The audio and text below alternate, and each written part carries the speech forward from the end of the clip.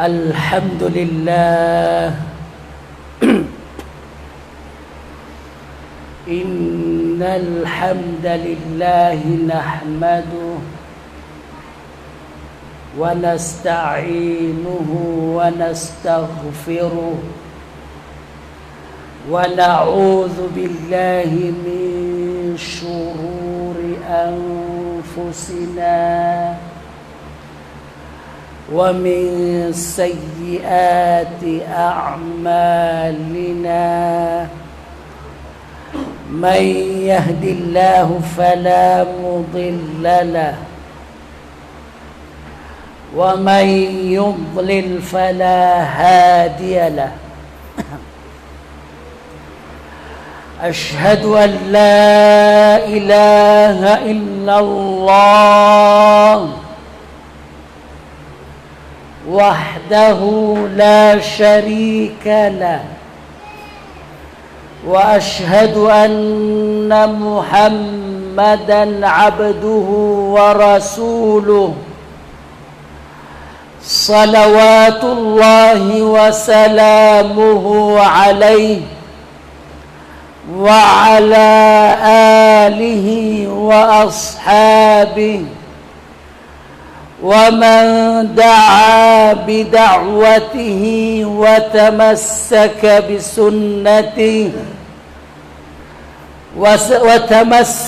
بسنته إلى يوم الدين أما بعد فيا عباد الله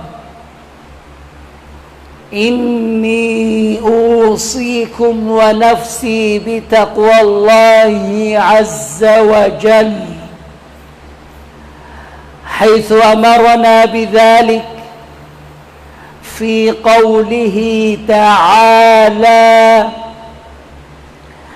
يا أيها الذين آمنوا اتقوا الله حق تقاته ولا تموتن إلا وأنتم مسلمون ويقول المصطفى صلى الله عليه وسلم في حديثه الشريف اتق الله حيثما كنت وأتبع السيئة الحسنة تمحها وخالق الناس بخلق حسن فإن أصدق الحديث كتاب الله وخير الهدي هدي محمد صلى الله عليه وسلم وشر الأمور محدثاتها وكل محدثة بدعة وكل بدعة ضلالة وكل ضلالة في النار. Aming mga minamahal na kapatid, magulang sa pananampalatayang Islam, walang puwang ang kalituhan, walang puwang ang pagdududa, pagdadalawang isip o pagkalito pagdating sa katotohanan. Sapagkat hindi po naging dalawa, lalo't hindi naging higit doon ang katotohanan. Sa halip, ang katotohanan ay iisa lamang. Tandaan ho natin, kapag mayroon ka pang pagkalito sa sarili mo. Mayroon ka pang pag-aalanganin sa sarili mo. Pagdududa, naguguluhan ka. Ibig sabihin nun ay hindi mo pa tuluyan natunghayan o di kaya ay nakita ang katotohanan. Sapagkat aming mga minamahal na kapatid at magulang sa pananampalatayang Islam,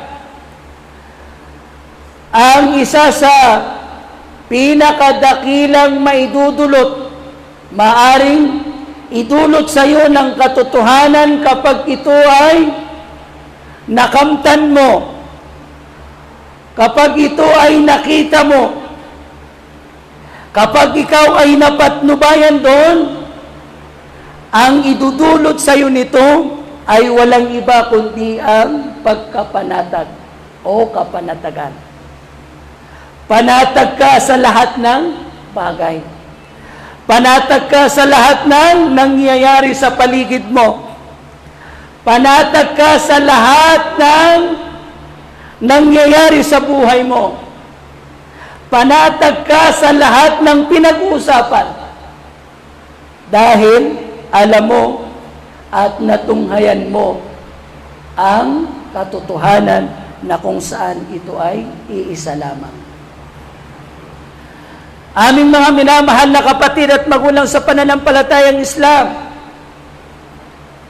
alam nyo ho, ang mga tao na hindi nila natunghayan ng katotohanan ang silang mga napapahamak. Kaya nga sa isang hadith ng ating mahal na propeta Muhammad sallallahu alaihi wasallam, ang dahilan na nabanggit niya ng pagkakasira, pagkakawasak ng mga nauna sa inyo, kathratu masailihim, ay ang dami ng kanilang pag-uusisa.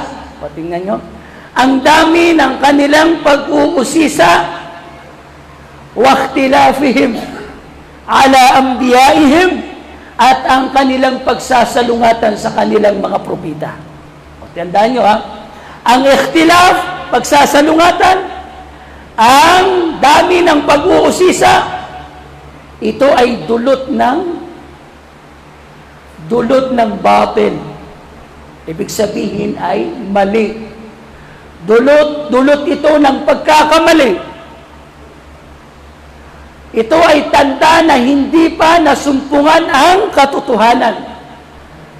Sapagkat ang taong nakasumpong sa katotohanan ay hindi nagdadalawang isip, kundi mayroon siyang ilmul yaqin, mayroon siyang panatag na kaalaman, mayroon siyang ainul yaqin. Ibig sabihin, nasumpungan niya yung totoong kapanatagan.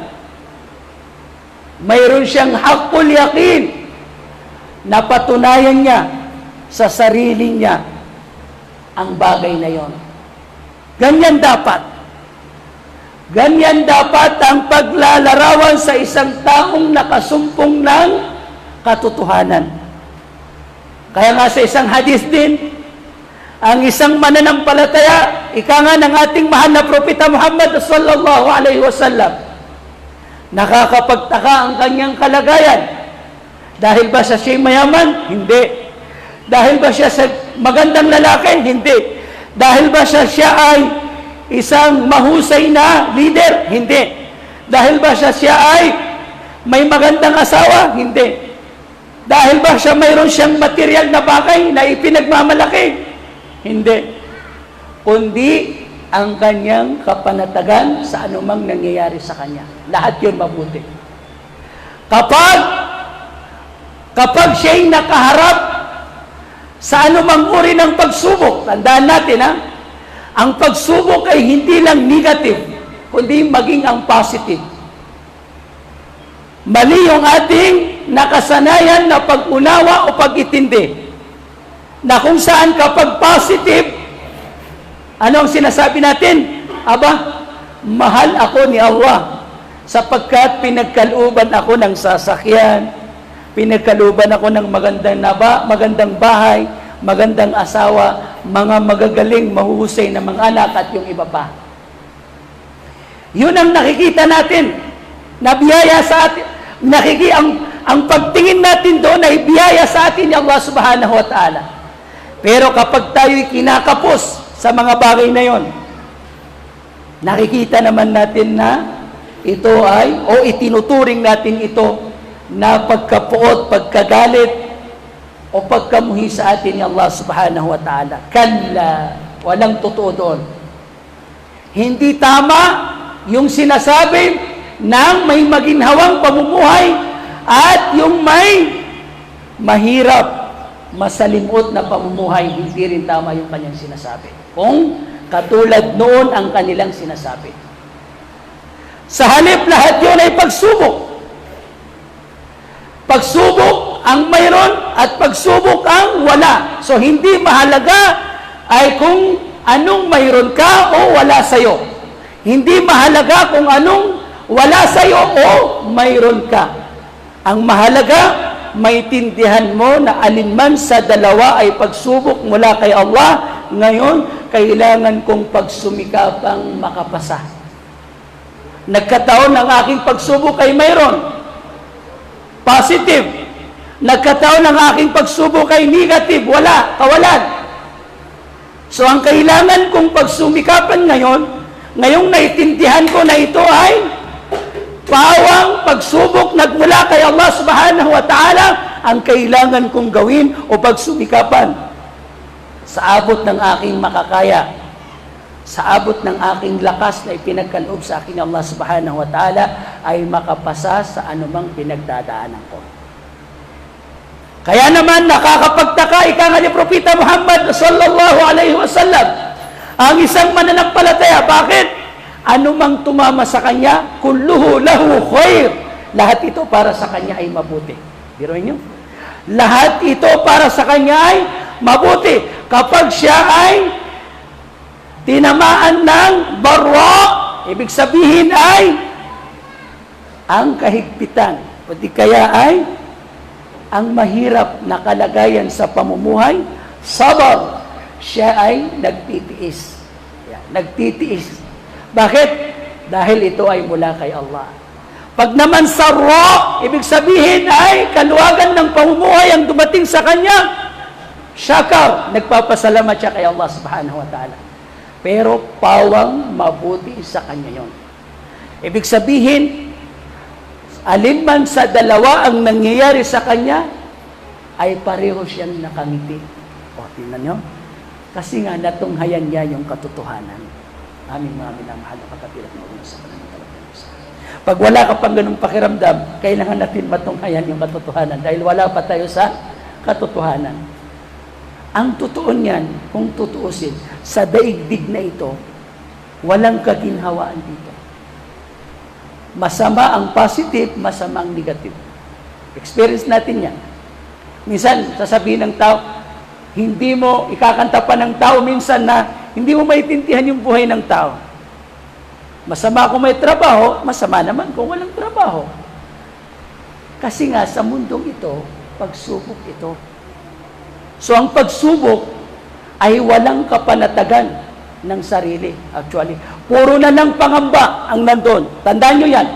Puro na lang pangamba ang mayroon sa mundong ito. Bakit? Kasi pagsubok, mayroon bang sinusubukan na tuwang-tuwa? No, nangangamba. Bakit? Kasi dalawang possibility. Either pumasa o hindi. Eh, sinong nakakaalam kung papasa ka? Tanging siya Allah lamang ang nakakaalam noon. So, paano ka mapapanatag? Anong punto na mapanatag ka? Hindi ka talaga mapapanatag. Kaya lang, kapag naiintindihan mo yung katotohanan, yun ang nagpapanatag sa'yo. Yun ang magbibigay sa'yo ng sakina. Ibig sabihin, kapanatagan. Yun ang magbibigay sa iyo ng tumangina. Kaya nga itong si Hasanul Basri, isa sa kanyang sinabi, alimtu anna rizqi la ya'khuduhu ghairi fatma'anna qalbi. Sabi niya, nabatid ko na ang biyaya sa akin ni Allah subhanahu wa ta'ala ay hindi kailanman makukuha ng ibang tao. Ang para sa akin ay para sa akin, ang hindi para sa akin ay hindi para sa akin. Ma asabaka lam yakun liyukhti'aka wa ma akhta'aka lam yakun liyusibaka. Anumang tumama sa'yo, anumang nakamit mo, ay hindi ito nagkataon. Tanda natin na, hindi nagkataon ang kabutihang tumama sa'yo, sa halip ito ay itinakda sa'yo ni Allah subhanahu wa ta'ala. At anumang tumama sa'yo na hindi ka nais-nais, ay hindi rin nagkataon. Sa halip ito ay itinakda sa'yo ni Allah subhanahu wa ta'ala. Aming mga minamahal na kapatid at magulang sa pananampalatayang Islam. Yamang ito'y pagtatakda, ano ang magiging reaksyon ng isang mananampalataya? Rida. Ibig sabihin ang pagkalugod sa anumang itinakda ni Allah subhanahu wa ta'ala. Bakit? Dahil kung gaano katindi ang pagtatakda, kung gaano katindi ang pagsubok na itinakda sa iyo ni Allah subhanahu wa ta'ala, ganong katindi ang pagmamahal sa iyo ni Allah subhanahu wa ta'ala. At ganong katindi ang ipagkakaloob sa iyo na biyaya ni Allah subhanahu wa ta'ala o gantimpala. Kaya nga kanina lamang ay mayroon tayong nabanggit na sinabi ni Imam Shafi'i nung tanungin siya na ano nga ba ang sa'ab at ang as'ab? As-sa'ab wal as'ab. Ano nga ba ang mahirap at ano ang mas mahirap? So ang sagot ni Imam Shafi'i, ang mahirap ay ang magtiis sa pagsubok. Mahirap yon. Mahirap harapin ang pagsubok. Pero sabi ni Imam Shafi'i, mas mahirap na mapagkaitan ka ng gantimpala ng pagsubok. Pagtitiis. Ang mapagkaitan ka ng gantimpala, dulot ng pagtitiis mo sa isang pagsubok at tuluyan kang pumasa, ang mapagkaitan ka noon ang pinakamahirap na kalagayan. Aming mga minamahal na kapatid at magulang sa pananampalatayang Islam. Mayroong sasakyan. May magtuturo sa iyo mag-drive. Aba, mahirap yan, ayaw ko. Pero ikaw lang. Ibig sabihin, wala nang pagkakataon. Kundi ikaw lamang ang tanging pwedeng mag-drive, magmaniho sa isang sasakyan. At wala nang po pwedeng magmaniho doon, kundi ikaw. Tayo naman ang nagmamaniho ng ating buhay. Di ba? Tayo ang nagmamaniho ng ating buhay. Ngayon, alin ang mas mahirap? Yung titigan mo na lang, pabayaan mo na lang, na nagiging gayon ang kalagayan mo, na hindi mo alam ang gagawin mo. Yun ba ang mas madali kaysa alam mo yung gagawin mo? Ibig sabihin, kung hindi ka marunong, mas mahirap yun. Bakit? Papaano na kung halimbawa, ikaw lamang yung inaasahan ng sarili mo para magmaniho, mas mahihirapan kang nakikita mo na mayroong mga sasakyan dyan na pwedeng sakyan, kaya lang hindi ka marunong magmaniho. Kaysa, natuto ka magmaniho pero mahirap, pero pagkaraan nun na pumasa ka ay naging madali na. Innama yuwaffa as-sabiruna ajrahum bighayri hisab. Walang pagdududa, tanging ipagkakaloob ni Allah subhanahu wa ta'ala sa mga tao na nagtiis, mga taong matiisin ang kanilang gantimpala at hindi yuwaffa. Ibig sabihin ng wafa ay ganap na ipagkakaloob sa kanila. Yung innama, ibig sabihin tanging na ipagkakaloob ng walang kulang, buong buo ang gantimpala ng mga silang nagtiis. Gaano kalaki ito? Bighayri hisab. Walang, ibig sabihin, walang limit. Hindi nabibilang ang gantimpala ng pagtitiis. Mas mahirap yon kapag napagkaitan ka noon kaysa atupagin mo ang kahirapan ng pagtitiis sa isang pagsubok. Aming mga minamahal na kapatid at magulang sa pananampalatayang Islam, itong mga nangyayari sa ating paligid, ito ay kasama na sa pagtatakda, kasama po ito sa pagtatakda ni Allah subhanahu wa ta'ala. Sapagkat walang maaring mangyari anuman dito sa daigdig, malibay ito ay itinakda ni Allah subhanahu wa ta'ala. Kaya naman, hindi na ito nakakapagtaka sa atin. Bakit? Kasi katotohanan nito eh. Alam na natin to. Hindi ka na dapat na nalilito. Ang Quran ay ibinaba, hudan linnas. Pinatnubayan ka na ng Quran. Bakit ka pa nalilito? Ibig sabihin, hindi ka pa nagtamo ng patnubay. Hindi ka pa nagtamo ng patnubay kung mayroon ka pang pagkalito sa sarili mo. Dahil pinatnubayan na tayo ng Quran. Hudan linnas, patnubay ito, ibinaba ito para mapatnubayan ng mga tao. Wabayyinatim minal huda. At anumang hinahanap mo na malinaw na batayan para mapatnubayan ka sa anumang aspeto ng pamumuhay dito sa daigdig ay nasa Quran.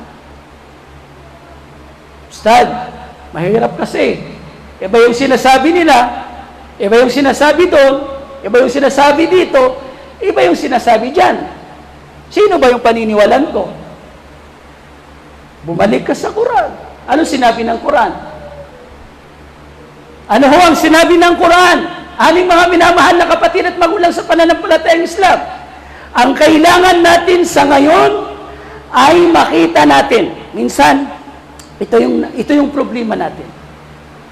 Dahil sa hindi tayo napatnubayan ng Quran, hindi tayo totoo at tunay na napatnubayan ng Quran, anong nangyayari? Yun ang nagdudulot sa atin ng totoong pagkalito. Halimbawa, kung isang negosyante ka, alam mo na ba kung ano ang do's and don'ts ng Islam sa pagninegosyo? Hindi. Bakit hindi ka malilito? Hindi mo pala alam. Kung ikaw ay isang anak, alam mo ba kung anong karapatan ng anak sa kanyang ama? Ano ang dapat na pag-ugali ng anak sa kanyang ama? Hindi. Paano hindi ka malilito? O ikaw ay isang asawa. Alam mo ba kung ano ang relasyon niyo bilang mag-asawa? Anong karapatan ng asawa mo sa'yo? Anong karapatan mo din sa kanya? Paano mo siya dapat natratuhin? Hindi. Paano hindi ka malilito? Wala ka naman palang kaalam-alam sa katotohanan. Aming mga minamahal na kapatid at magulang sa pananampalatayang Islam. Malinaw ang katotohanan. Sabi ni Propeta Muhammad sallallahu alaihi wasallam, al-halalu bayyin wal haramu bayyin. Ang halal ay malinaw at ang haram ay malinaw. Bagaman sa pagitan nila ay mayroong umurun mustabihat. Mayroong mga bagay na magkakapareho o nakakalito. Pero nagbigay din si Propeta Muhammad sallallahu alaihi wasallam ng gabay. Kasi sa lahat ng dalawa, sa lahat ng magkabilang panig, mayroong namamagitan. So nagbigay din siya ng gabay kung anong dapat nating gawin kapag mayroong namamagitan. Ano? Ang sabi ni Propeta Muhammad sallallahu alaihi wasallam, sino mang sikapin niya na umiwas doon sa mga bagay na nakakalito, napangalagaan niya ang kanyang relihiyon. Napangalagaan niya ang kanyang ird. Ibig sabihin ang kanyang dignidad. So ibig sabihin kapag mayroong mga bagay na nakakalito, da ma yaribu kaila ma la yaribu. Ibig sabihin iwasan mo ang nagpapalito sa iyo at doon ka sa hindi ka nalilito. Aming mga minamahal na kapatid at magulang sa pananampalatayang Islam. Pinatnubayan na tayo ng ganap sa anumang mga bagay-bagay dito sa daigdig. Kailangan lang natin malaman ang mga bagay na ito. Ano ho ang sinabi ni Allah subhanahu wa ta'ala? وَقُلْ جَاءَ الْحَقُّ وَزَهَقَ الْبَاطِلِ. Sabihin mo, Muhammad, dumating ang katotohanan. Alam niyo ba kung sinong katotohanan? Inshallah. Al-Haq, kasama sa pangalan ni Allah ang katotohanan. Kaya sabi ko, naging dalawa ba si Allah? Hindi. Lalo na't kung sasabihin natin, higit pa sa dalawa. Iisa lamang siya Allah. Iisa lamang ang katotohanan. At ang katotohanan ay ang tanging sinabi ni Allah subhanahu wa ta'ala na katotohanan. Dahil ang totoo niyan, hindi natin alam kung anong totoo at hindi natin alam kung anong mali. Nakabatay lang sa nakagisnan natin ang pag-identify natin sa mga bagay bilang tama. Nakabatay lang sa kinagisnan natin ang pagtukoy natin sa mga bagay bilang mali. Sasabihin mo sa bata, oy, mali yan, huwag mong ginagawa yan. O anong batayan mo? Hindi mo alam. Nakagisnan. Ang totoo niyan, hindi natin alam kung anong tama at mali. Kaya naman dapat kang mag-decide na ikaw ay mangmang pagdating sa tama at mali. Kasi hanggat hindi ka nag-decide, hindi mo matutunto ng katotohanan. Ngayon, kapag nag-decide ka, then mag-decide ka sa kabilang banda, kapalit nito, na ang tanging katotohanan ay siya Allah.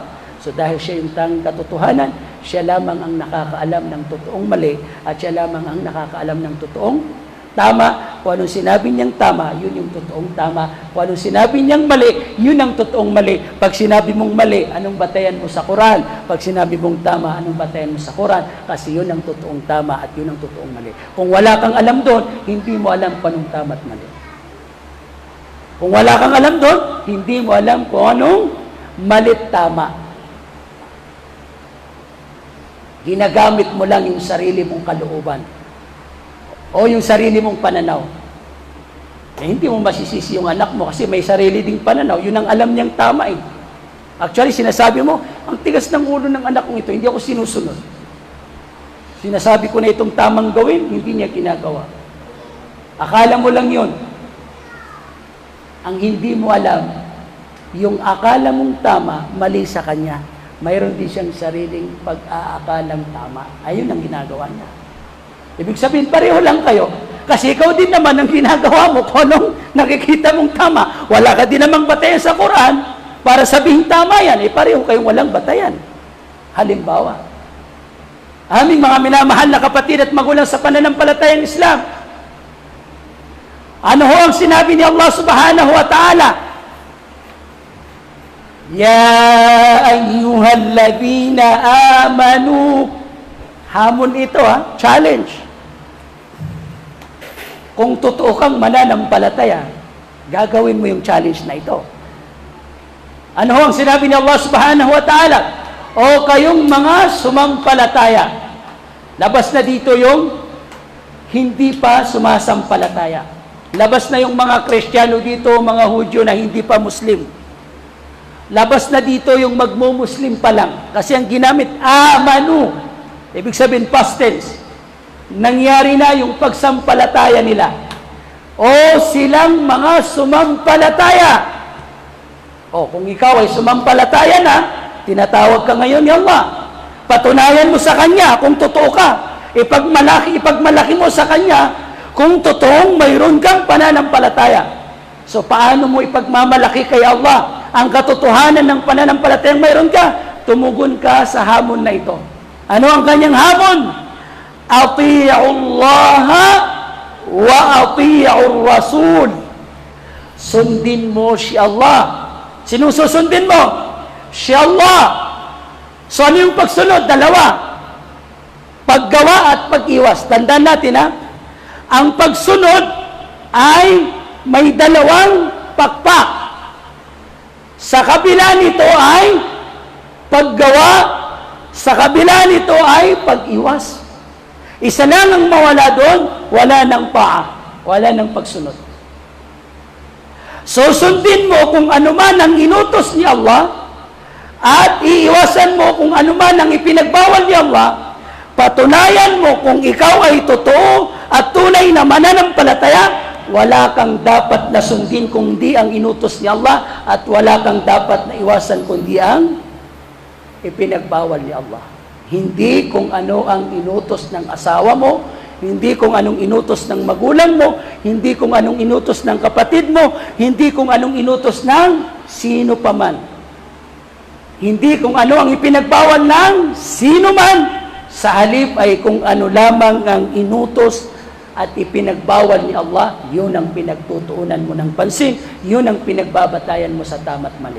Kung totoo kang mananampalataya, yan ang hamon sa iyo ni Allah. Kung hindi mo yan magagawa, ang pananampalatayang mayroon ka ay pag-aakala lamang. Ibig sabihin, mananampalataya ka sa akala mo, pero hindi sa akala o di kaya ay sa pamantayan ng Islam. Paano hindi tayo malilito? Hindi mo pala sinasamba si Allah, kundi sinasamba mo yung sarili mong kalooban. Then isinunod ni Allah, wa ati'ur rasul, at sundin nyo ang sugo, si Propeta Muhammad sallallahu alaihi wasallam. Tingnan nyo pwede namang sabihin ni Allah na ganito, wa ati'ullaha war rasula, sundin nyo si Allah at ang kanyang sugo. Pero bakit pareho niyang nilagyan ng verb? Sundin niyo si Allah at sundin niyo si Propeta Muhammad. Dahil magkabukod. Magkabukod. Ano po yung pagbubukod dito? Ang tinutukoy dito ay walang iba kundi ang Quran at ang Hadith.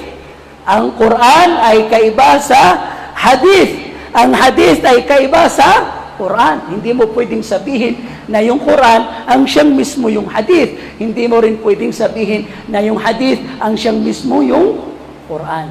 Sa halip ay dalawang saligan ng pananampalataya. Yung isa, yun ang ibinaba ni Allah subhanahu wa ta'ala kay Propeta Muhammad sallallahu alaihi wasallam na kanyang salita. Nagmula mismo sa kanya. Yung lafog, ano ibig sabihin ng lafog? Yung pagkakasabi nito at yung ma'na, yung kahulugan nito ay nagmula kay Allah subhanahu wa ta'ala. Din yung hadith, ito ay nagmula kay Propeta Muhammad sa patnubay ni Allah subhanahu wa ta'ala para i-interpret, para ipaliwanag kung ano ang nilalaman ng Quran. Hanabuklatin mo yung Quran, wala kang makita dyan na 5 times a day na prayers. Wala kang makikita dyan na 5 times a day prayers. Wala kang makikita sa Quran na ito ang mga kailangan bigyan ng kayamanan, kailangan bigyan ng ang may bibigay o may pagkakaloob na zakat. Halimbawa, sa nakadain, ibig sabihin ang gintot pilak ay kailangan 2.5%. Wala kang makikita dyan sa Quran. Sino nagpaliwanag dito? Ang nagpaliwanag dito ay si Propeta Muhammad sallallahu alaihi wasallam. Sino lamang ang susundin natin? Si Allah, batay sa paliwanag ni Propeta Muhammad. Kahit na sinunod mo si Allah, pero kung hindi mo sinunod ang paliwanag ni Propeta Muhammad, hindi ka totoong mananampalataya. Tandaan natin yan. Susundin mo si Allah batay sa paliwanag ni Propeta Muhammad. Kung sinunod mo si Allah, tumaliwas ka sa paliwanag ni Propeta Muhammad, hindi ka totoong mananampalataya. Tandaan natin yan. Wa ulil amri minkum. O tingnan nyo, doon sa ulil amr, hindi niya sinabi na wa ati'u o ulil amri minkum. Hindi niya nilagyan ng verb. Sa halip, ito ay ma'atuf. Ang ibig sabihin na ma'atuf ay nasali siya doon sa pagsunod kay Propeta Muhammad. Sundin nyo ang mga leader sa inyo, mga namumuno sa inyo. So sa atin, ang mga scholar, sinabi nila, ipinaliwanag nila na yung ulil amr ay dalawa. Ang mga leader ng pamayanan o ng lugar sa pamamagitan ng pamumuno sa lugar at yung pamumuno sa relihiyon. Yun yung mga ulama. Al-ulama wal-umara ang tinutukoy doon. Yung mga ulama na maalam sa relihiyon, sila ang leader natin pagdating sa kaalaman, sa relihiyon. Then, yung mga leader natin sa ating mga pamayanan, sila naman yung maalam sa pagsasaayos ng ating pamayanan. Susundin natin sila. Pero yung pagsunod sa kanila, nakabatay sa pagsunod kay Propeta Muhammad. Ibig sabihin, kung ang alim na ito, kung ang scholar na ito, kung ang leader na ito, nakabatay siya doon sa pagsunod kay Propeta Muhammad, wajib na sundin natin siya. Pero kung hindi siya bumabatay doon, hindi natin siya dapat na sundin doon. hindi natin dapat kunin yung kanyang sinasabi. Kaya naman, kahit na alim ang nakatayo sa harapan mo, kahit na presidente ang nakatayo sa harapan mo, ano mang sasabihin niya, sasalain mo ito sa Quran at sa Hadith. Mayroon bang batayan yan? Ganyan bang sinabi ni Allah sa Quran? Ganyan bang sinabi ni Propeta Muhammad sa Hadith? Kasi yun ang sinabi ni Allah subhanahu wa ta'ala. Innama ta'atu fil ma'ruf. Ang pagsunod lamang ay sa kabutihan. At ang kabutihan, sabi nga natin, ang kabutihan ay ang sinabi ni Allah na mabuti, ang sinabi ni Propeta Muhammad na mabuti, hindi kung anong sarili mong pananaw ay mabuti yan. Kasi yung sarili mong pananaw na mabuti na sinasabi mo, ay mas magaling pa sa'yo ang hindi Muslim patungkol dyan. Bakit? Nakagawa nga ng cellphone, nakagawa ng eroplano, nakagawa ng kung ano-anong mga teknolohiya dahil sa galing ng kanyang pag-iisip. Na hindi natin halos na hindi kayang tuklasin ng isip natin kung paano nila nagawa.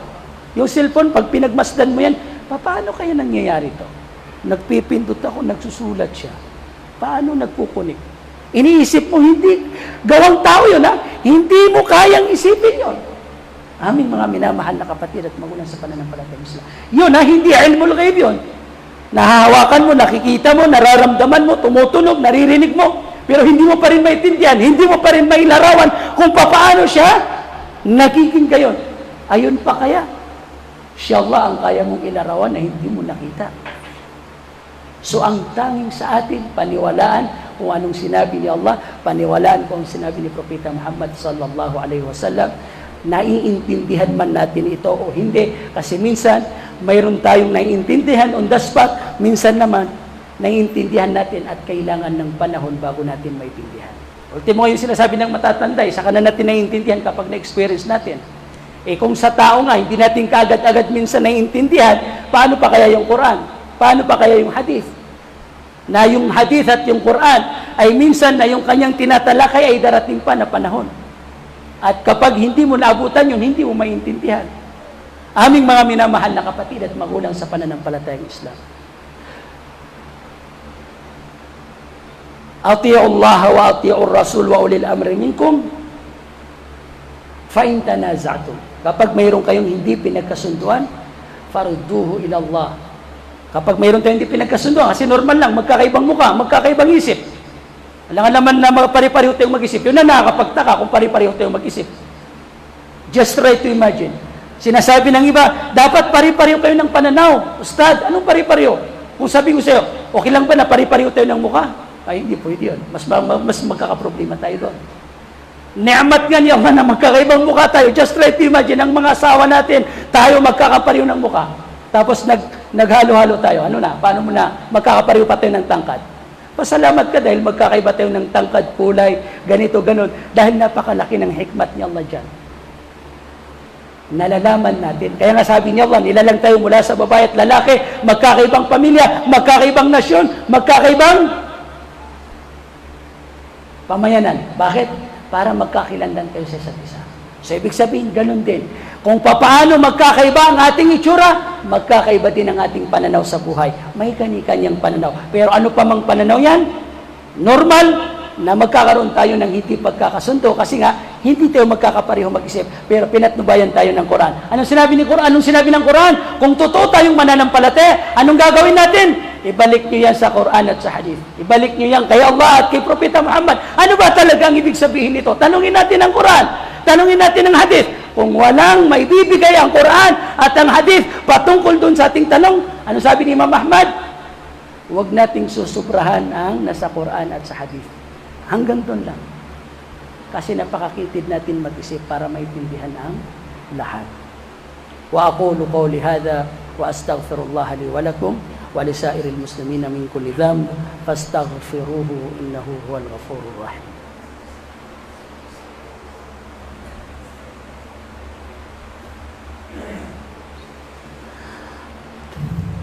Alhamdulillah wassalatu wassalamu ala asyrafil mursalin habibina Muhammad wa ala alihi wa ashabihi ajma'in.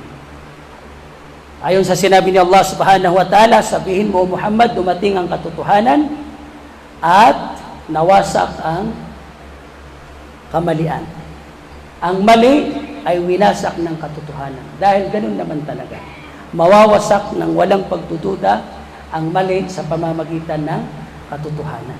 So yung katotohanan na sinasabi natin, siya Allah, at kung anong sinasabi niya, yun ang totoo na dapat gawin kung inutos at dapat iwasan kung ipinagbawal at dapat na panaligan o saligan kung mananalig. Ayan. Dapat na balikan kung pagbalik. Dapat na gamitin na batayan kung paggamit ng batayan. Hindi. Ang totoo niyan, ang nagpapahalaga sa atin, yung Quran at yung Hadith. Pag umalis ka sa Quran at sa Hadith, wala ka ng halaga. Wala ka ng halaga.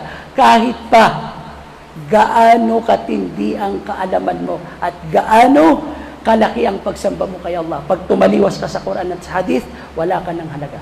Kasi ang nagpapahalaga sa iyo, yung kaalaman mo sa Quran at sa Hadith. Pag tinaliwas mo ito, katulad ng halimbawa, doktor. Ang nagpapahalaga sa doktor, yung lisensya niya, ay dahil sa kaalaman niyang manggamot. Pero pag tumaliwas siya sa pamantayan ng panggagamot, tatanggalan siya ng lisensya at wala na siyang halaga. Hindi na siya pwedeng magpapadoktor pa. Makukulong siya pag nagpadoktor pa siya. Pag tinaliwas niya yung pamantayan ng pagkadoktor. Ganon din sa abogado. Lahat ng profession, kapag yung kanyang pamantayan ay tumaliwas ka doon, tatanggalan ka ng lisensya doon at hindi ka bibigyan ng karapatan na mag-practice. So parang ganon din ang mga ulama. Kung tataliwas ang ulama sa Quran at sa Hadith, wala na siyang halaga. Bakit? Kasi ang pinapahalagahan natin yung Quran at yung Hadith. Kaya karapatan natin na hilingin. Kung yan ang ibig sabihin yan, anong batayan sa Quran? Kung yan ang ibig sabihin yan, anong batayan sa Hadith? Kung wala siyang may bibigay, so sabihin mo sa kanya, ang nagpapahalaga sa iyo, sa akin, ay dahil sa kaalaman mo sa Quran at sa Hadith. Kung tataliwas ka doon, sorry, wala ka ng halaga. Hindi na mapanghahawakan ang sinasabi mo. Aming mga minamahal na kapatid at magulang sa pananampalatayang Islam, bumalik kayo kung mayroon kayo hindi pinagkakasunduan kay Allah at sa kanyang sugop. In kuntum tu'minuna billah. Kung totoo kayo, kung tunay kayo na mananampalataya. Ngayon, ibig sabihin, hamon yon. Kung hindi niyo ginagawa na bumabalik sa Quran at sa Hadith, mayroon pa kayong ibang pinagbabatayan. Ang ibig sabihin nun ay hindi kayo totoong mananampalataya. Kasi sabi niya, in kuntum, kung kayo ay totoong mananampalataya kay Allah subhanahu wa ta'ala at sa kabilang buhay. At yung pagbabalik na yan sa Quran at sa Hadith kay Allah, pagsangguni kay Allah at sa Hadith, dhalika khair, yun ang pinakamahusay wa ahsanu ta'wila. O gumagamit ka ng ta'wil, o sinabi ni Allah, ang pagbabalik sa Quran at sa Hadith, yun ang pinakamahusay at pinakamahusay na ta'wil. Ano ang pinakamahusay na ta'wil? Pagbibigay ng pakahulugan sa Quran, pagbabalik sa Quran at sa Hadith. Yun ang pinakamahusay na tawil. Kasi sinabi ni Allah subhanahu wa ta'ala, hindi kanino man, hindi ka babalik kanino man. Quran at Hadith, doon ka bumalik. Yun ang mahusay at pinaka-mainam na tawil. Si Allah mismo yung nagsabi. Sana maintindihan natin, aming mga minamahal na kapatid at magulang sa pananampalatayang Islam. Napakadaling intindihin ang Islam kapag naiintindihan mo ang diwa ng katotohanan. So yung ating ipinaliwanag, yan ang diwa ng katotohanan. Kapag yan ang nag-sink in sa'yo, ibig sabihin, yan ang nasa puso't isipan mo, hindi ka na maliligaw. Hindi ka na maliligaw ng kalinuman. Dahil mayroon kang ilmul yaqin, mayroon kang ainul yaqin, mayroon kang haqqul yaqin. Wala nang takas. Wala nang puwang sa'yo ang kalituhan. Bakit? Dahil buong-buo na sa'yo ang yaqin. Aming mga minamahal na kapatid at magulang sa pananampalatayang Islam. Kaya ang kailangan natin ay saliksikin ang katotohanan sa pamamagitan ng Quran at ng Hadith. Inna Allaha wa malaikatahu yusalluna 'alan nabiy ya ayyuhalladhina amanu sallu 'alaihi wa sallimu taslima. Allahumma salli 'ala sayyidina Muhammad wa 'ala ali Muhammad kama sallaita 'ala Ibrahim wa 'ala ali Ibrahim wa barik 'ala Muhammad وعلى آل محمد كما باركت على إبراهيم وعلى آل إبراهيم في العالمين